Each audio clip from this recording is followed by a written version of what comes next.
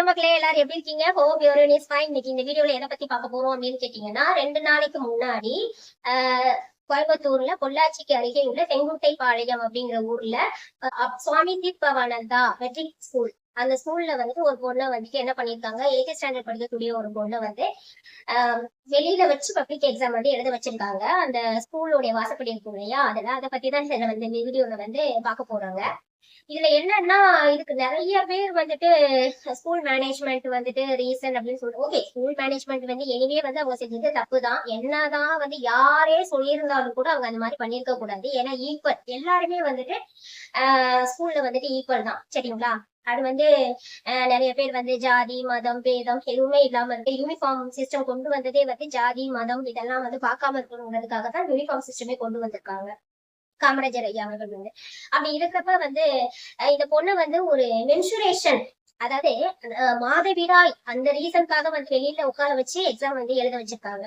இதுக்கு பின்னாடி என்னென்ன விஷயங்கள்லாம் இருக்கு நம்ம எல்லாருக்குமே யாருக்குமே தெரியாம ஒருத்தங்களை மட்டுமே நம்ம குறை சொல்றதும் தப்புதான் இல்லையா? எப்போதுமே ஒரு விஷயம் பண்றாங்க, ஒரு விஷயம் வந்து மீடியால வருதுன்னா கொஞ்சம் தெரிஞ்சுக்கிட்டு எதா இருந்தாலும் ஒருத்தங்களை வந்து சொல்லணும். ஓகே, இப்ப இதுல என்ன நடந்திருக்கு அப்படின்னா, அவங்க அம்மா, அந்த பொண்ணு வந்து கொஞ்ச நாளைக்கு முன்னாடிதான் வந்துட்டு ஏஜ் அட்டன் பண்ணியிருக்காங்க. அதனால அவங்க அம்மா வந்து ஸ்கூல் மேனேஜ்மெண்ட் கிட்ட என்ன சொல்லியிருக்காங்க, இந்த மாதிரி வந்து என்னோட பொண்ணுக்கு வந்து இன்ஃபெக்ஷன் ஆயிரும், அதனால நீங்க அவங்களை வந்து தனியா உட்கார வச்சு எக்ஸாம் எழுத வைங்க அப்படின்னு சொல்லி ரெக்வஸ்ட் பண்ணியிருக்காங்க. இந்த ஸ்கூல் மேனேஜ்மெண்ட் என்ன பண்ணிருக்காங்க, தனியா உட்கார வைக்கிறீங்கிற பேர்ல வந்து இந்த மாதிரி பண்ணிட்டாங்க. வாசப்படியில உட்கார வச்சு, ஈவன் வந்து ஒரு டேபிள் சேர், அது கூட ஒரு ஸ்கூல்ல டேபிள் சேர் எல்லாம் இருக்கும் தானே, அந்த டேபிள் சேர் கூட உட்கார கொடுத்து வந்து உட்கார வச்சு எழுத வைக்க முடியாது. அவங்க வந்து ஒன்னே நீங்க அக்செப்ட் பண்ணிக்க கூடாது ஒருத்தவங்களுடைய ரெக்வஸ்ட, சரியா? அப்படி அவங்க பேரண்ட்ஸ் சொன்னா கூட நாங்க இல்லங்க, நாங்க இப்படிதான் பண்ணுவோம், அதெல்லாம் தனித்தனியால உட்கார வச்சு எங்களால எக்ஸாம்ல எழுத வைக்க முடியாது, எல்லாரும் காமன் தான், காமன் பிளேஸ்ல தான் இருக்கணும், நீங்க வந்து சொல்லியிருக்கணும். இப்படி அக்செப்ட் பண்ணிட்டீங்க அவங்க கொடுக்குற ரெக்வஸ்ட் அப்படின்னா, நீங்க என்ன பண்ணணும், அதுக்கேற்ற மாதிரி ப்ராப்பரா அந்த பொண்ணை உட்கார வச்சு வந்துட்டு எழுத வச்சிருக்கணும் இல்லையா? அது என்ன படியில உட்கார வச்சு எழுத வைக்கிறது, இதெல்லாம் கொஞ்சம் ஏத்துக்கிற மாதிரி இல்ல. இதுல 2 பாயிண்ட் வந்துட்டு ரொம்ப எனக்கு 2-3 பாயிண்ட்ஸ் வந்துட்டு ரொம்ப இதா இருந்தது. ஃபர்ஸ்ட் வந்துட்டு, தப்புன்னு ஒரு விஷயம் நம்ம வந்து சொல்ல வர்றப்ப வந்துட்டு அதுல கொஞ்சம் ஆராய்ச்சி எல்லாம் பண்ணிதான் நம்ம சொல்லணும். இப்ப அவங்க அம்மாவை தான் ஃபர்ஸ்ட் வந்து சொல்லணும். இப்ப அம்மா மேலேயும் தப்பு இருக்கு, அந்த ஸ்கூல் மேனேஜ்மெண்ட் மேலேயும் தப்பு இருக்கு, சரியா? இதுக்கப்புறம் வந்து நம்ம அதை பத்தி பேசுறப்ப வந்து ஜாதியை நம்ம எல்லாம் இழுத்து பேசுறோம் இல்லையா, அதுவும் தப்புதான். அவங்க அம்மாவுக்கு தான் ஃபர்ஸ்ட் இதை சொல்லணும். ஒரு அம்மா வந்து வீடியோ எடுத்து அதை வந்து கண்காணிச்சு அந்த பொண்ணு எழுதுறத வீடியோ எடுத்து போடுற அளவுக்கு உங்களுக்கு நாலேஜ் இருக்கு இல்லையா, நாலேஜபிள் பர்சனா இருக்கீங்க. அப்படி இருக்கிறப்ப வந்துட்டு ஒரு பீரியட்ஸ்ங்கிறது ஒரு நார்மலான ஒரு விஷயம், இயற்கையான இயல்பான ஒரு விஷயம் எல்லா பெண்களுக்கும் அப்படிங்கிறது ஏன் உங்களுக்கு தெரியல? அதனால இன்ஃபெக்ஷன் வரும்னு சொல்லிட்டு உங்க பொண்ணை வந்து நீங்க ஏன் போயிட்டு தனியா உட்கார வச்சு எக்ஸாம் எழுத வைங்க அப்படின்னு மேனேஜ்மெண்ட் கிட்ட ஏன் போய் ரெக்வஸ்ட் பண்ண வேண்டிய அவசியம் என்ன வந்தது? அது கிடையாது இல்லையா? ஏன்னா எல்லாருமே இதை கிராஸ் பண்ணி தான் வந்திருப்போம். பெண்கள் எல்லாருமே வந்துட்டு வேலைக்கு போறாங்க, பீரியட்ஸ் இல்லாம போறாங்களா என்ன? ஸ்கூலுக்கு போறாங்க, பீரியட்ஸ் இல்லாம எந்த பொண்ணாச்சும் போறாங்களா? அதை எப்படியுமே எல்லாருமே ஃபேஸ் பண்றாங்க தானே. அதுக்கப்புறம் வந்து எல்லாருமே பெரிய பெரிய படம் நடிக்கிறாங்க, பைலட்டா இருக்காங்க, ஆர்மில இருக்காங்க, எல்லாத்துக்கும் பீரியட்ஸ் வருது. அப்படி பார்க்க போனா எல்லாருக்கும் இன்ஃபெக்ஷன் வந்துடும்னா ஊர்ல யாருமே வேலைக்கு போக முடியாது, யாருமே வந்து எந்த ஒர்க்குமே பண்ண முடியாது. இன்ஃபெக்ஷன் ஆயிடும் வீட்டுல எல்லாரும் உட்காந்துக்கலாமா? என்னங்க இதெல்லாம் என்ன சொல்றதுன்னே தெரியல. அதுக்கப்புறம் செகண்டா ஸ்கூல் மேனேஜ்மெண்ட். இப்ப இந்த ஸ்கூல் மேனேஜ்மெண்ட் இருக்காங்க இல்லையா, இப்போ ஒரு பேரண்ட்ஸ் வந்து ரெக்வஸ்ட் பண்றாங்க உங்ககிட்ட, இந்த மாதிரி இப்படி இருக்கு, இந்த மாதிரி எங்க பொண்ணுக்கு வந்து இன்ஃபெக்ஷன் ஆயிடும், அதனால வந்துட்டு நீங்க தனியா உட்கார வச்சு எக்ஸாம் எழுத வைங்கன்னு சொல்றாங்க. எப்படி நீங்க வந்து அதை அக்செப்ட் பண்ணிக்கிறீங்க? ஒண்ணு அவங்களுக்கு எடுத்து புரிய வைக்கணும், இதெல்லாம் நார்மல் தாங்க, அப்படியெல்லாம் நாங்க பண்ண மாட்டோம் அப்படின்னு சொல்லிட்டு புரிய வைக்கணும். இல்ல, நீ எப்போதுமே இந்த மாதிரி விஷயங்கள்ல ஒத்துக்கவே கூடாது. ஏன்னா ஒரு பேரண்ட்ஸ் வந்து இப்படி கேட்பாங்க, இன்னொரு பேரண்ட்ஸ் வந்துட்டு எங்க பொண்ணுக்கு கம்ஃபர்டா இல்லைங்க 10 பேரோட உட்காந்து எழுதுறதுக்கு, எக்ஸாம் எழுதுறதுக்கு அப்படின்னு நாளைக்கு இன்னொருத்தவங்க வந்து கேட்டா நீங்க அக்செப்ட் பண்ணிருக்கீங்களா? மூணாவது இன்னொரு பேரண்ட்ஸ் வராங்க, இந்த மாதிரி அந்த ஜாதியில ஒரு பொண்ணுங்களோட எல்லாம் ஏன் பொண்ணுக்கு வந்து உட்காந்து எழுதாது அப்படின்னு சொன்னா நீங்க அக்செப்ட் பண்ணிப்பீங்களா? அக்செப்ட் பண்ணிக்கிட்டு தனித்தனியா உட்கார வச்சு எக்ஸாம் எழுதுறதுக்கு பேர் தான் ஸ்கூலா என்ன? அது தனித்தனியா எல்லாருமே ஆன்லைன்ல எக்ஸாம் எழுதிக்கலாம், ஆன்லைன்ல வந்து வீட்டுல உட்காந்து படிச்சுக்கலாம் இல்லையா?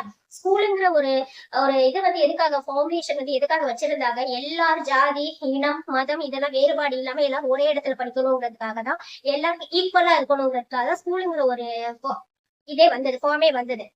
அப்படி இருக்கப்ப நீங்க எப்படி அக்செப்ட் பண்ணிக்கலாம்? ஃபர்ஸ்ட் பண்ணிருக்கவே கூடாது. அந்த அவங்க அம்மா சொன்னாங்க சரி இஷ்டம்னா நீங்க எக்ஸாம் எழுதுங்க, இல்லைன்னா போய்க்கிட்டே இருங்க. நாங்க அப்பெல்லாம் பண்ண மாட்டோம். எல்லாரோட சேர்ந்துதான் உங்க பொண்ணு வந்து எக்ஸாம் எழுதணும் அப்படின்னு சொல்லி நீங்க தானே சொல்லியிருக்கணும். அவங்க அம்மாவே கேட்டேன். அது என்ன ரெக்வஸ்ட் பண்ணி இது பண்றது? சரி அப்படியே ரெக்வஸ்ட் வந்து அக்செப்ட் பண்ணிட்டீங்கல்ல, பண்ணிருக்க கூடாது, பண்ணிட்டீங்கல்ல, பண்ணுனா எதுக்கு அந்த மாதிரி உட்கார வச்சு எழுத வைக்கிறீங்க?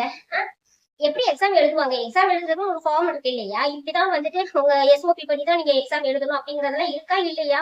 ஒரு சேர் கொடுக்கலாம், ஒரு டேபிள் கொடுக்கலாம், அப்படியெல்லாம் கொடுத்து எழுத வைக்கலாம் இல்ல.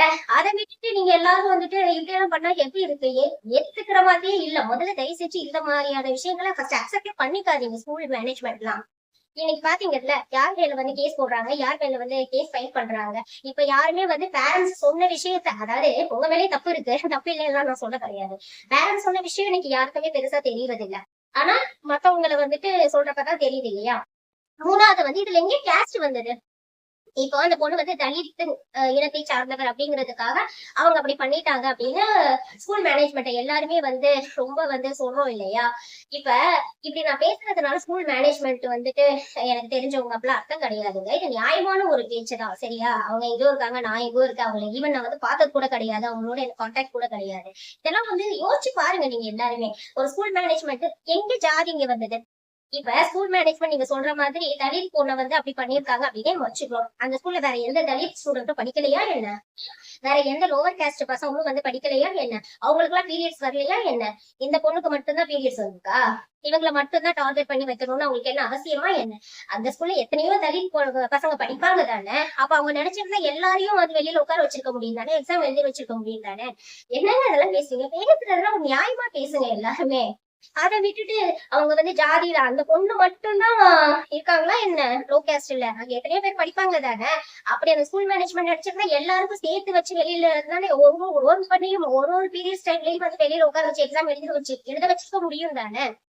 அப்படி இல்ல இல்ல, இவங்க அம்மா கேட்டதுனால அவங்க பண்ணிருக்காங்க. அவங்க பண்ணுன அதாவது செஞ்சிருக்காங்க. ஆனா அவங்க செஞ்ச விதம் தப்பு. ஒரு சேர் கொடுத்துட்டு போகணும், இந்த மாதிரி வந்துட்டு ஒரு இன்னும் அப்ராப்ரியேட்டா அந்த பொண்ணை எக்ஸாம் எழுத வச்சுக்க கூடாது. அது வந்து அவங்க செஞ்சது தப்புதான், சரியா? அவங்க அவங்கவுங்க செய்யற தப்ப யாருமே வந்து அட்மிட் பண்ணிக்கிறது கிடையாது. பட் வந்து காமனா உள்ளப்ப வந்து ஒரு பொது சர்வீஸ் ஓரியன்டான ஒரு விஷயங்கள்ல நீங்க எல்லாம் இருக்கீங்களா, ரொம்ப கேர்ஃபுல்லா இருக்கணும். இந்த மாதிரி விஷயங்கள் எல்லாம் தயவு செஞ்சு ஸ்கூல் மேனேஜ்மெண்டா இருக்கட்டும், யாரா இருக்கட்டும், எல்லாருமே அவாய்ட் பண்ணிக்கோங்க, சரியா? எல்லாருமே வந்து முதல்ல பேரண்ட்ஸ் சொல்லணும். இந்த எந்த பொண்ணுமே ஸ்கூலுக்கு போன ஸ்பெஷல் கிடையாதுங்க, எல்லாரும் சேம் தான்.